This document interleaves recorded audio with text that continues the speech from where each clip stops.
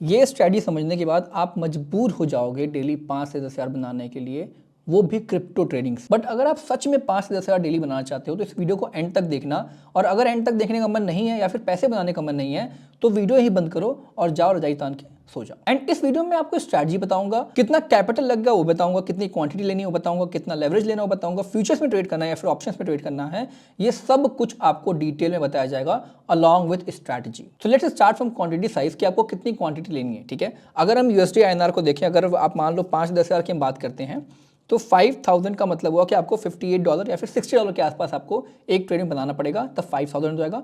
और $120 मान लिया, $110 मान लेते हैं, $110 अगर आप बनाते हो एक ट्रेड में तो आपका 10,000 हो जाएगा। ठीक, अब आते हैं क्वांटिटी साइज की बात करते हैं। देखो बिटकॉइन में अगर आप यहाँ पे देखोगे तो एक बिटकॉइन का मतलब होता है 1000 लॉट्स। यहाँ पे अगर एक बिटकॉइन लिखोगे तो आपको दिखने को मिल रहा है 1000 लॉट होता है एक बिटकॉइन का मतलब। अब यहाँ पे अगर इसको हम 1000 लॉट को बाई करना है तो आपको कैपिटल बहुत ज़्यादा चाहिए होगा। ये 100x लेवरेज के बाद भी आपको $1000 का कैपिटल चाहिए होगा, तब जाके आप 1000 लॉट बाई कर सकते हो या फिर एक बिटकॉइन बाई कर सकते हो। अब इस केस में अगर 1000 लॉट में आपको $50 बनाना है या फिर $60 बनाना है तो एक बिटकॉइन बाई करने के बाद आपका जो बिटकॉइन की मूवमेंट है 60 पॉइंट्स होनी चाहिए आपके डायरेक्शन में। ठीक है, अगर आप 1000 लॉट बाई करते हो और बिटकॉइन 60 पॉइंट्स आपके डायरेक्शन में मूव करता है, तब जाके आपका $60 का प्रॉफिट बन जाएगा। तो इसको और अच्छे समझते हैं। अब अगर हमें पता है कि 1000 लॉट का मतलब है एक बिटकॉइन, ठीक है, एक बिटकॉइन, और अगर आप 1000 लॉट बाई करते हो, ठीक है, और अगर आप 1000 लॉट बाई करते हो तो बिटकॉइन को, ठीक है, बिटकॉइन को 60 पॉइंट मूव करना पड़ेगा, तो आपको 60 पॉइंट्स कैप्चर करने पड़ेंगे। ठीक है, 60 पॉइंट्स कैप्चर करने पड़ेंगे, तब जाके आपका $60 का प्रॉफिट बनेगा। ठीक है, और 110 पॉइंट्स कैप्चर करोगे तो आपका $110 का प्रॉफिट बनेगा। लेकिन क्योंकि इतना कैपिटल नहीं है तो लेट्स सी कि हम इसको और नीचे ले आ सकते हैं क्या। अगर मान लो आप 500 लॉट में ट्रेड करते हो, ठीक है, 500 लॉट में ट्रेड करते हो तो आपको 120 पॉइंट्स कैप्चर करने पड़ेंगे टू मेक $60। ठीक है, टू मेक $60, और 240 पॉइंट्स कैप्चर करने पड़ेंगे टू मेक $120। ठीक है, अब आते हैं और इसको कम करते हैं। मान लो अगर आपका 500 लॉट भी आप ट्रेड नहीं कर पा रहे हो तो हम 250 पे अगर पहुंच जाते हैं, ठीक है, 250 पे अगर पहुंच जाते हैं तो क्या होगा कैलकुलेशन, आपको कैप्चर करना पड़ेगा 240 पॉइंट्स टू मेक $60। ठीक है, $60 बनाने के लिए आपको 240 पॉइंट्स कैप्चर करने पड़ेंगे। अगर कैपिटल और भी कम है आपका, मान लिया 100 लॉट्स ले रहे हो आप, तो आपको कैप्चर करने पड़ेंगे कितने points, total 600 points to make $60। ठीक है, टू मेक $60। तो ये मोटा मोटी कैलकुलेशन है कि आपको कितने लॉट्स में कितना पॉइंट कैप्चर करना पड़ेगा टू मेक $60, या फिर आपका जो $110 का जो आपका गोल है 5 से 10 हज़ार की जो बात कर रहे हैं हम उसकी बात हुई। तो ये तो बात हुई क्वांटिटी साइज की। ठीक है, कि कितनी क्वांटिटी आप कितना क्वांटिटी लोगे और कितना मूवमेंट कैप्चर करोगे तो आपको इतना प्रॉफिट होगा। अब बात करते हैं कैपिटल की। तो मान लेते हैं पहले हम देखने जा रहे हैं 1 बिटकॉइन का, तो हमने देख लिया, मतलब 1000 लॉट का हमने ऑलरेडी देख लिया था। अब बात करते हैं 500 कॉन्ट्रैक्ट की। तो 500 के लिए आपको 100x पे भी $507 चाहिए आपको मिनिमम 500 लॉट में ट्रेड करने के लिए। अगर हम बात करते हैं 0.25 की, जिसमें 250 लॉट की हो गई, तो $253 आपको चाहिए ट्रेड करने के लिए। अगर हम बात करते हैं 0.1 मतलब कि 100 लॉट की, तो आपको $101 चाहिए ट्रेड करने के लिए। अब मोटा मोटी अगर हम बात करें तो बिटकॉइन में स्पेशली अगर हम बात करें तो हम अपने कैपिटल का 15 से 20% से ज़्यादा कभी भी ट्रेड में नहीं लगाते हैं। एक ट्रेड में आपके कैपिटल का 15-20% ही इन्वेस्ट होना चाहिए। तो अगर आपको $101 का इन्वेस्टमेंट करना है या फिर आपको $101 का ट्रेड लेना है तो आपके खाते में एटलीस्ट $500 होने चाहिए, विच मीन्स कि अगर हम यहाँ पे $500 की बात करते हैं तो कितना हो जाएगा, $500 मतलब 50,000 के आसपास आपके खाते में है, तो आप ये ट्रेड एग्जीक्यूट कर सकते हो। और इस लॉट में अगर आपने 1000 पॉइंट कैप्चर कर लिए, ठीक है, तो आपका बन जाएगा 5 से 10 हज़ार रुपये डेली बेसिस पे। इसी तरीके से अगर आप कैलकुलेशन करना चाहते हो कि आपको 0.25 लॉट में कितना चाहिए होगा, जैसे आप 250 लॉट में ट्रेड कर रहे हो तो 253 आपका मिनिमम कैपिटल रिक्वायरमेंट है। तो इस केस में आपको मिनिमम चाहिए होगा 1000 या फिर $1100 के आसपास। ठीक है, $1100 के आसपास आपको मिनिमम चाहिए होगा टू एग्जीक्यूट दैट ट्रेड। तो ये आपका 1 लाख के आसपास का कैपिटल हो गया। इस तरीके से आप आइडेंटिफाई कर सकते हो कि आपको कितना कैपिटल रिक्वायर्ड है कितने ट्रेड लेने के लिए और कितना पैसा बनाने के लिए ना। अगर आप क्या बोलते हैं $500 के साथ ट्रेड करते हो और इसमें आप अगर 5,000 रुपये कमाते हो, इसका मतलब है कि आप अपने कैपिटल पे डेली बेसिस पे 5 से 10% का रिटर्न जनरेट कर रहे हो। सॉरी 10 से 20% का रिटर्न जनरेट कर रहे हो। अगर आप 5-10 हज़ार कमाते हो तो 10 से 20% का रिटर्न अपने कैपिटल पे डेली जनरेट कर रहे हो। That is what this calculation is showing us. अगला सवाल है कि लेवरेज कितना लेना है। लेवरेज भाई कितना भी लो, 100x 200x जितना लेवरेज लेना है लो, लेकिन हमेशा ये ध्यान देना कि जो भी आपका कैपिटल है उसका 15 से 20% से ज्यादा एक ट्रेड में इन्वॉल्व नहीं होना चाहिए। ठीक है, तो अगर हम मान लेते हैं आपका कैपिटल $500 का है और यहाँ पे आप 0.1 बिटकॉइन बाई करते हो, मतलब कि 100 लॉट आप बाई करते हो 100x लेवरेज के साथ, तो आपका कितना इस्तेमाल हुआ, $101 का इस्तेमाल हुआ इस ट्रेड में। एंड इसके अलावा भी अगर आपको लेवरेज बहुत डिटेल में समझना है तो जाके यार वीडियो चेक कर लें। इस वीडियो में मैंने बहुत डिटेल में लेवरेज का इस्तेमाल कैसे करना है, एक एक चीज समझाया है। अब उसके बाद अगला सवाल है फ्यूचर्स करना है कि ऑप्शंस करना है। तो भाई प्लेन एंड सिंपल, अगर आपके पास ऐसा ऑप्शन है कि आपको ऑप्शंस नहीं करना पड़ रहा है तो प्लेन सिंपल फ्यूचर्स में ट्रेड करो। बिकॉज जब भी आप ऑप्शंस पे जाते हो तो ऑप्शंस में सिर्फ प्राइस एक्शन या फिर आपका अंडरलाइंग एसेट की जो वैल्यू है उसके बेसिस पे ट्रेड नहीं होता है। ऑप्शंस में आप जब भी ट्रेड करते हो तो उसमें और भी कई फैक्टर्स आते हैं जो आपके ट्रेड के प्राइस को या फिर अपने प्रॉफिट लॉस को इंपैक्ट डालते हैं। अब आते हैं सबसे इंपॉर्टेंट पार्ट पे जो कि स्ट्रैटेजी है। स्ट्रैटेजी में आपको क्या क्या सीखना है, क्या क्या समझना है, हम उसकी बात करते हैं। एक चीज ध्यान देना कि स्ट्रैटेजी में हो सकता है आपको डेली ट्रेड ना मिले, ठीक है, लेकिन जब ट्रेड मिलेगा तो अच्छा ट्रेड मिलेगा और बड़ा ट्रेड मिलेगा। ओके, हम इस स्ट्रैटेजी को बोल सकते हैं previous day high and low breakout strategy, because यही प्लेन एंड सिंपल स्ट्रैटेजी है। जैसे कि अगर हम इसमें देखें तो 1 डे का चार्ट लगा रखा है मैंने। 1 डे के चार्ट पे आपको क्या करना है, प्रीवियस डे का हाई और लो मार्क करना है। प्रीवियस डे का हाई, जैसे मान लो इस कैंडल की अगर हम बात करते हैं तो ये प्रीवियस डे का हाई था और ये दूसरा जो वाला जो है इसका लो था। ठीक है, प्रीवियस डे हाई और लो को हम मार्क करेंगे। जिस भी डायरेक्शन में मार्केट ब्रेकआउट देगा, प्रीवियस डे के हाई को ब्रेक किया तो हम बाई साइड का ट्रेड बनाएंगे, प्रीवियस डे के लो को ब्रेक किया तो हम सेल साइड का ट्रेड बनाएंगे। ठीक है, सिंपल है। फिर से सुनो, प्रीवियस डे का हाई एंड लो मार्क करना है। इस पर्टिकुलरली बिटकॉइन और डेल्टा एक्सचेंज के चार्ट पे आपको प्रीवियस डे का हाई और लो मार्क करना है। जिस डायरेक्शन में ब्रेकआउट होगा उस डायरेक्शन में आपको ट्रेड लेना है। बाई साइड में अगर मार्केट ऊपर की तरफ गया, सेल साइड में अगर मार्केट ने नीचे की तरफ ब्रेकआउट दिया। अब देखो, किसी भी स्ट्रैटेजी में कुछ चीज़ें बहुत इंपॉर्टेंट होती हैं। पहला ये कि एंट्री कहाँ करनी है, जो हमने यहाँ पे डिस्कस किया। दूसरा ये कि आपका टारगेट क्या होना चाहिए, कि आप कितने पॉइंट तक कैप्चर कर सकते हो मूवमेंट को। ठीक है, तीसरा हो गया आपका कि आपका स्टॉप लॉस क्या होना चाहिए, जो कि सबसे इंपॉर्टेंट चीज़ स्टॉप लॉस होती है। बिकॉज अगर स्टॉप लॉस आपका क्लियर नहीं है स्टार्टिंग से, कहीं ना कहीं आप बड़े लॉसेस ले सकते हो और वो हमें नहीं करना है।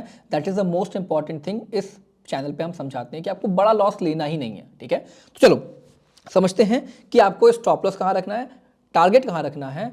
इस बात को हम अच्छे समझने की कोशिश करते हैं। ठीक है, पहली बात तो ये देखो, अगर हम इस ट्रेड को ऐसे बनाते, चलो मैं बाद में आता हूँ, एंड में आता हूँ, चलो इस टाइम पे अगर देखा जाए कल की बात करते हैं। ठीक है, कल मार्केट ने ये हाई ब्रेक किया, ठीक, ये लो था, लो तो ब्रेक नहीं किया तो हम लो हटा देते हैं, हाई ब्रेक किया था वाला। अब आते हैं 15 मिनट के चार्ट पे, देखते हैं क्या हुआ था मार्केट में।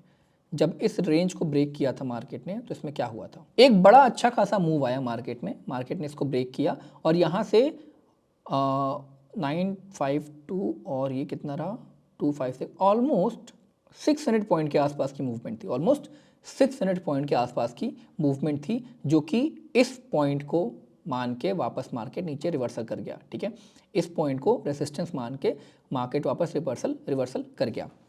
अब देखो, जब भी मार्केट में ऐसा ब्रेकआउट होगा, ठीक है, जब भी मार्केट में ऐसा ब्रेकआउट होगा, आपका एंट्री पॉइंट है ये, जो कि प्रीवियस डे का हाई था।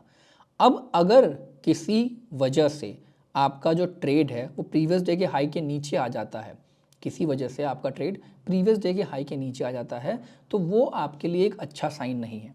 ठीक, देखो, हम स्टॉप लॉस उस पॉइंट पे लगाते हैं जहां पे आपको ये विश्वास हो जाता है कि आपकी स्ट्रैटेजी अब काम नहीं कर रही है, जो आपने ट्रेड बनाया, जो आपने एनालिसिस करी है वो गलत हो गई है। ठीक है, ये हम उस पॉइंट पे लगाते हैं, राइट। तो अगर मान लो यहाँ पे मार्केट इस लेवल को ब्रेक करके ऊपर निकलता है तो हम ट्रेड में एंट्री बनाते हैं, लेकिन अगर वो सस्टेन नहीं कर पा रहा है, वापस इसके अंदर आ गया, तो हमारी एंट्री मतलब गड़बड़ हो गई है, या फिर हमारी एनालिसिस मतलब गड़बड़ हो गई है।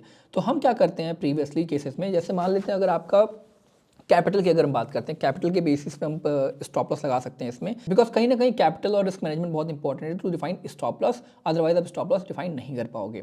तो जब भी मार्केट में एक ब्रेकआउट होगा, ठीक है, जब भी मार्केट में एक ब्रेकआउट होगा, हमें इस पॉइंट से नीचे एक स्विंग लो ढूंढना है। हमें इस पॉइंट से नीचे एक स्विंग लो ढूंढना है। जैसे मान लो ये ब्रेकआउट हुआ था, इसका स्विंग लो कहाँ पे है, ये रहा। ठीक है, इसका स्विंग लो कहाँ पे है, ये रहा। अब ये स्विंग लो आपका एक तरीके से स्टॉप लॉस बनेगा। जब भी मार्केट में ऐसा ब्रेकआउट होगा आपको स्विंग लो ढूंढना है जो कि स्टॉप लॉस बनेगा आपका। क्यों? क्योंकि मार्केट अगर नीचे आता भी है तो देयर चांस कि कई बार ऐसा होता है कि मार्केट जोन में आएगा फिर ऊपर चला जाएगा, जोन में आएगा फिर ऊपर चला जाएगा। लेकिन अगर आपने स्विंग लो के नीचे देखा, अगर मार्केट स्विंग लो के नीचे निकल जा रहा है जो कि आपका एक तरीके से डायरेक्शन चेंज होने के साइन होते हैं, तो कहीं ना कहीं आप यहाँ पे एग्जिट कर सकते हो। तो ये आपका स्टॉप लॉस बनेगा, ठीक है। स्विंग लो आपका स्टॉप लॉस बनेगा। कई केसेस ऐसे आएंगे जिसमें आपका स्विंग लो बहुत बड़ा होगा, कई केसेस ऐसे आएंगे जिसमें आपका स्विंग लो बहुत बड़ा होगा, और कई केसेस ऐसे आएंगे जिसमें आपका स्विंग लो बहुत छोटा होगा। तो अल्टीमेटली जिसमें बहुत बड़ा स्विंग लो होगा, जो आपके रिस्क मैनेजमेंट पे नहीं आ रहा होगा, आपकी क्वांटिटी सिलेक्शन पे नहीं आ रहा होगा, तो या तो आप अपनी क्वांटिटी कम करोगे। जैसे मान लेते हैं फॉर एग्जांपल आप 100 लॉट में ट्रेड कर रहे हो, 100 लॉट में ट्रेड कर रहे हो, आपका $181 की इन्वेस्टमेंट है और आप रिस्क पर ट्रेड ले सकते हो $50 का, ठीक है। रिस्क पर ट्रेड आप ले सकते हो $50 का।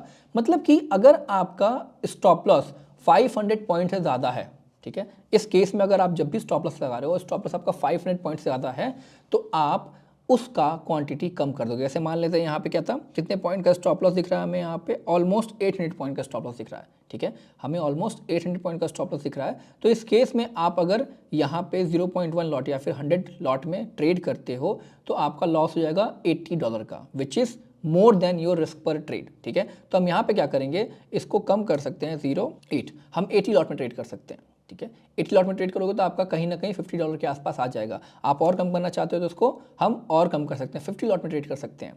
50 लॉट में ट्रेड करोगे तो आपका जो रिस्क हो गया वो इवन इफ 800 पॉइंट का मूवमेंट हो रहा है नीचे की तरफ में, स्टिल आप लॉस करोगे सिर्फ $50 का, $40 का, ठीक है, $40 का। तो ये ऐसे आप मैनेज करते हो कि आपका रिस्क कैसे बड़ा होता है, या फिर जब रिस्क बड़ा होता है या फिर जब स्टॉप लॉस बड़ा होता है तो अपनी क्वांटिटी मैनेज करके अपना रिस्क उसी डिफाइंड वे में आप लेने की कोशिश करते हो, ठीक है। ये हो गया आपका स्टॉप लॉस वाली बात। अब टारगेट देखो, हम टारगेट हमेशा फिक्स नहीं रखते हैं, ठीक। पहले तो आप अपना टारगेट, अगर मार्केट मूव कर रहा है तो मार्केट को मूव करने दो। जैसे ही आपका 1:1 हो गया, जैसे मान लो हम यहाँ पे देखते हैं 800 पॉइंट का नीचे था, ठीक है, 800 पॉइंट का नीचे आपको गैप दिखा, और जैसे ही मार्केट यहाँ से 800 पॉइंट मूव करता है, मान लो क्या ये 1200 मान लेते हैं, इसका 1200 से आपका मूव किया यहाँ तक, ठीक है। जैसे ही मार्केट आपका 1280 तक मूव करता है, हम क्या करेंगे, अपना ट्रेड कॉस्ट टू कॉस्ट कर लेंगे, ठीक है।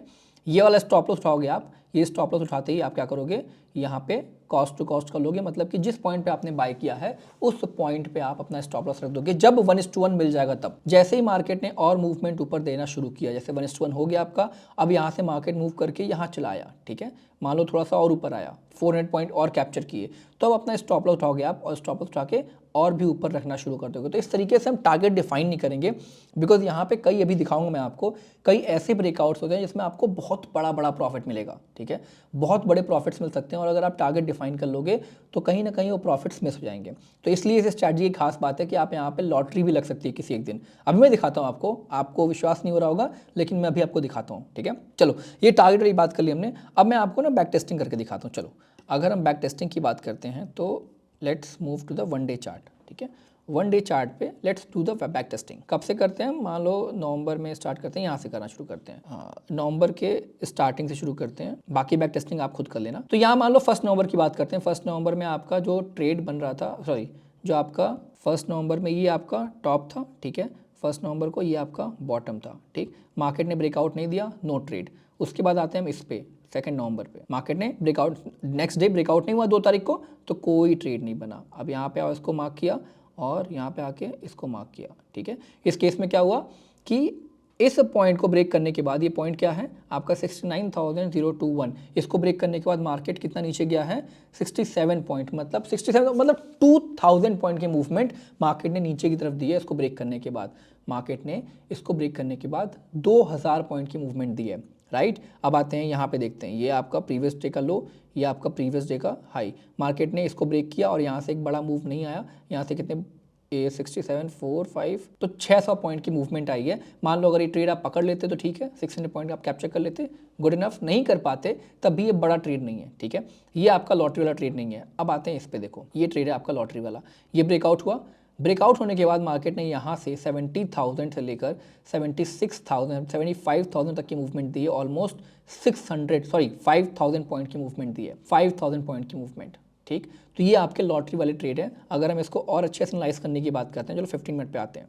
ठीक है। जैसे मान लो इसका ब्रेकआउट हुआ, ब्रेकआउट पे आप एंट्री बनाओगे, यहाँ पे बनाया, यहाँ पे बनाया, या फिर यहाँ पे रिटेस्टिंग पे बना दी, कहीं भी बना दी आपने एंट्री बनाई, आपका स्विंग लो था ये, मतलब कि अगर इस पॉइंट को हम एंट्री मानते हैं 70,539 और स्विंग लो था आपका 69,000 ऑलमोस्ट 700 हाँ, तो ऑलमोस्ट 1200 पॉइंट का यहाँ पे स्टॉप लॉस होता, 1200 पॉइंट का स्टॉप लॉस होता। तो जब मार्केट यहाँ से 1200 पॉइंट मूव किया, यहाँ से मार्केट 1200 पॉइंट मूव करके कहाँ चला जाएगा, 1000 पॉइंट मूव किया तो आपका यहाँ पे आया, और 200 पॉइंट तो यहाँ पे आया।